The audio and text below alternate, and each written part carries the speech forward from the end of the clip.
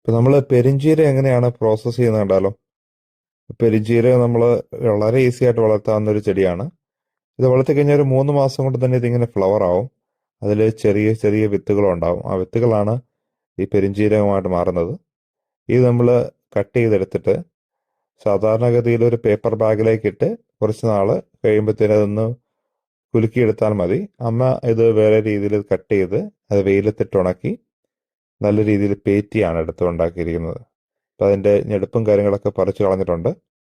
ഇനി നമ്മൾ ഇതൊന്നും വെയിലത്തിട്ട് നന്നായിട്ടൊന്ന് ഉണക്കും. ഉണക്കി കഴിയുമ്പോഴത്തേനും ഏകദേശം നമ്മുടെ നാട്ടിൽ കാണുന്ന പെരുംജീരകം പോലെ തന്നെ വരും. ഇത് ചെറിയ രീതിയിലൊന്ന് പേറ്റി എടുത്തു കഴിഞ്ഞ് കഴിഞ്ഞാൽ, അല്ലെങ്കിൽ അതിൻ്റെ കമ്പും കോലൊക്കെ ഒന്ന് മാറ്റിയെടുത്തു കഴിഞ്ഞാൽ നല്ല ഉഗ്രൻ പെരുംജീരകമായിട്ട് നമുക്ക് വീട്ടിൽ ഉപയോഗിക്കാം. ഇതാണ് പെരുംജീരകം. വളരെ ഈസി ആയിട്ട് വളർത്താവുന്ന ഒരു സാധനമാണ്. ഇതിൻ്റെ കൂടുതൽ കാര്യങ്ങൾ അറിയെങ്കിൽ ഞാൻ യൂട്യൂബിൽ ഒരു വീഡിയോ ഇട്ടിട്ടുണ്ട്. Thank you.